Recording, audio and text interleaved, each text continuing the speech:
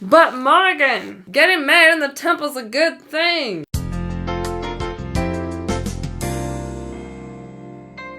Newsflash! LDS members are no longer being punished for having a civil wedding. Hey everyone, Morgan here. Let's just dive right into this article. The First Presidency of the Church of Jesus Christ of Latter-day Saints announced Monday that a civil marriage between a man and woman will no longer necessitate waiting a year for that couple to be married or sealed in the temple. The change means Latter-day Saint couples can look forward to temple marriages as soon as their circumstances permit. Yay! Members of the church are no longer being punished for wanting their family at their wedding. Obviously, this is a great change for members of the church right now. I think a lot of people saw this coming for a while because, as it mentions in the article, there are many countries where a civil marriage is not allowed. It's not legally allowed inside the temple. So many members across the world are having to get civilly married and then do a temple sealing. And it's not required that they wait a year because they're not in control of those kind of circumstances. So overall, this is a good change for the membership of the church to be represented equally for everyone and also to help a huge demographic of the church that's going to really benefit from this. But it sucks for people like me who had to suffer through the consequences of this really crappy rule. And now it almost just makes it seem like that suffering was pretty meaningless. I'm going to talk more about that in a second, but for now, back to the article. Where possible, leaders should encourage couples to be both married and sealed in the temple, says a First Presidency letter to church leaders around the world. Where a licensed marriage is not permitted in the temple, or when a temple marriage would cause parents or immediate family members to feel excluded,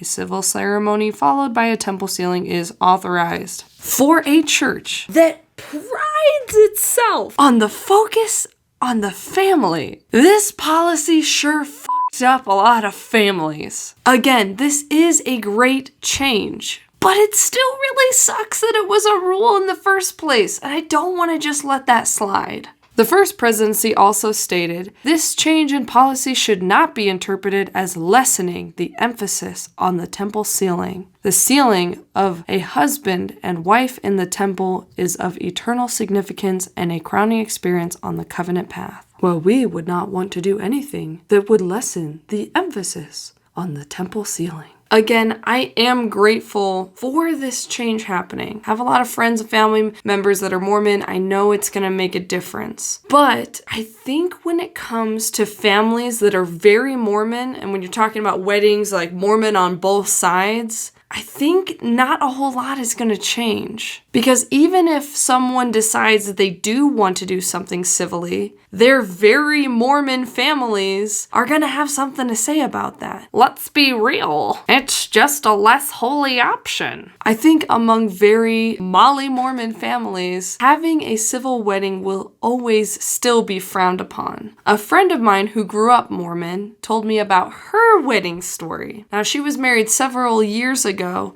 and decided to do a civil wedding because there were certain family members that they didn't want to exclude from the wedding. Despite this very honest and good intention, her family raked her over the fiery coals of hell for that decision. Her family even went as far to tell her some terrible, terrible things, such as, you're gonna get divorced if you don't get married in the temple. You are gonna have a terrible first year of marriage. You're not gonna get very many presents if you don't get married in the temple. And the best part was they were right. They actually did get less gifts. Several family members refused to buy them a gift because of getting married civilly. What up? It gets even better. Her parents even discouraged her siblings from attending her wedding, saying that it didn't really count, so they shouldn't feel obligated to go. Yes, this is a crazy, extreme example, but it's really not that uncommon to have these thoughts that getting married civilly is just this really frowned upon thing to do. And I think changing this policy really will not change that viewpoint. I think stuff like this will continue to happen, and especially in those very Mormon families. The church asks that these civil marriage ceremonies be simple and dignified. Regardless of location, the temple ceiling should be the central focus of the marriage and provide the spiritual basis on which the couple begins life together. You want to know the first thing I did after I read that? Like the good little nerd I am, I pulled out my handy dandy phone that I was reading it on, and I Googled the definition of dignified and simple. Dignified, having or showing a composed or serious manner. Simple, plain, basic, without much decoration or ornamentation. And I'm about to call some BS on that. If the church really is true, then I don't think that there is any kind of wedding celebration you could do that would lessen its experience. That would lessen the emphasis on the temple ceiling. I think no matter how extravagant you have your celebration, I don't think it should be able to take away from it. It's like all of a sudden you're gonna cross this threshold of, that was one too many decorations. Now you're gonna lessen the emphasis on the temple ceiling. What have you done? Honestly, I really feel like this whole simple and dignified thing is a way for them to just leverage and act like this is not really changing anything. Because if it's the true church, it can't really change. So if we, again, emphasize the importance of the temple, then we're not changing anything. Mind freak. I had a friend that came from a fat family. I had a friend that came from a Catholic family. Now, she got converted to the church in her late teens. When she got married to her Mormon husband, they decided to do a civil wedding. And there was so much drama. They got so much crap for having a civil wedding. Of course, all from the husband's side of the family, because her side of the family is Catholic. They don't know what's going on. It was basically just a bunch of family members accusing them of having sex. Which, first of all, who cares? Second of all, that is none of your business. Third of all, maybe, just maybe, she wanted her parents at her wedding. Let's be real. They probably had sex. Anyway, she had a really beautiful wedding. It was very elaborate, very gorgeous, very special. And I really do not believe that that would have taken away from the specialness and beautifulness of the temple ceremony, had they been allowed to have one.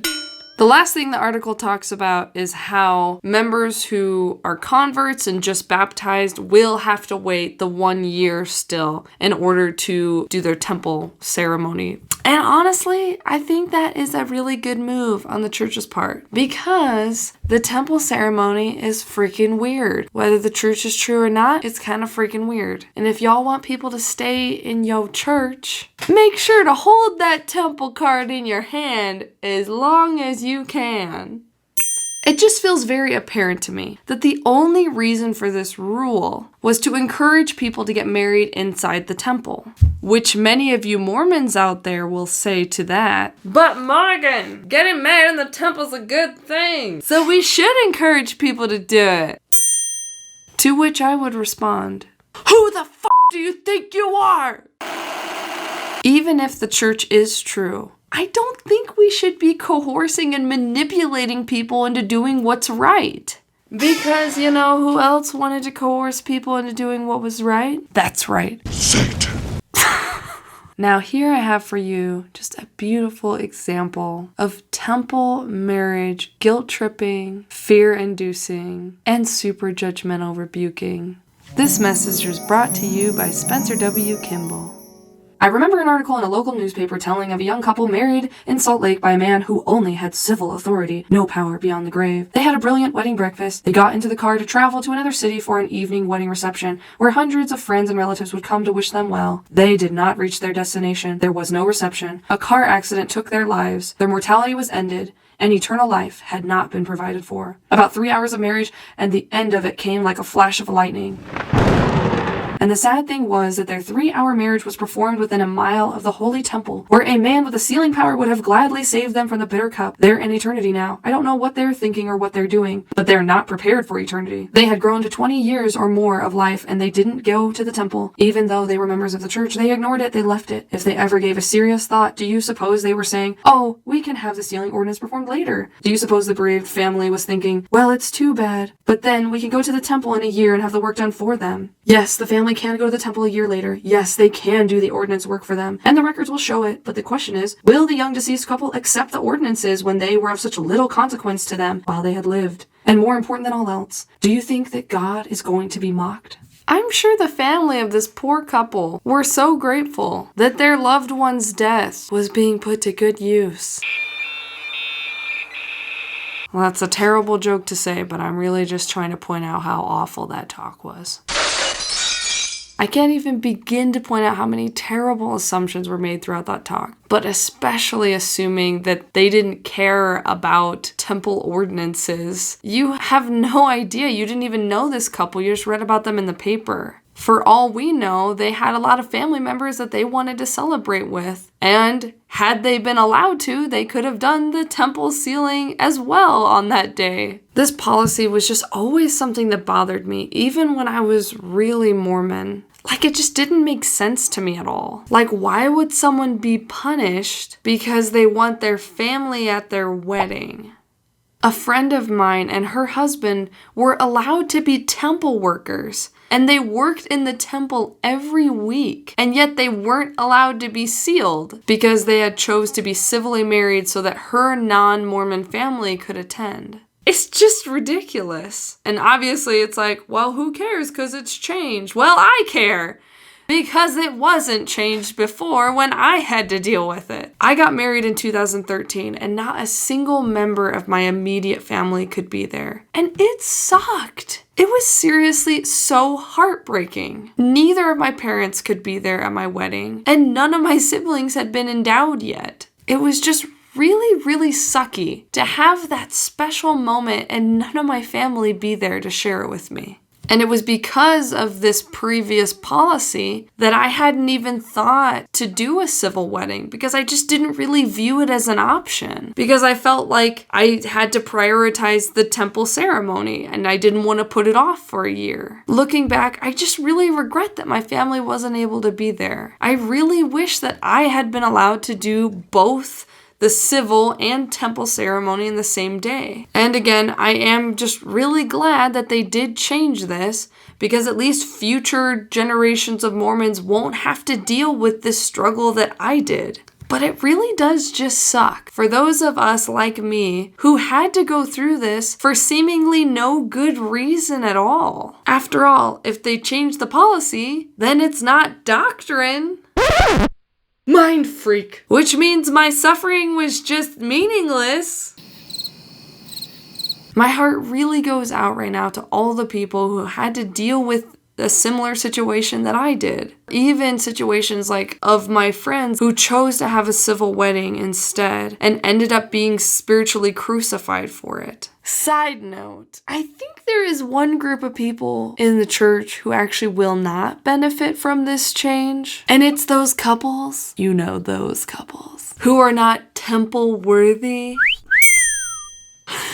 Because before, if you weren't temple worthy, you could at least use the civil wedding thing as an excuse. Like, oh, we want my grandma to be there or whatever and have a civil wedding, right? And then you could like discreetly go through the repentance process because everyone knows, well, they're not going to get sealed for a year now. So you could discreetly go through your repentance and then get married a year later. But now people cannot hide that fact, because people will know if you get married civilly and you do not have the temple sealing the same day, everyone will just know. And it's probably because they had sex. Or they don't believe the church is true. But I think to be on the safe side, we should assume they had sex.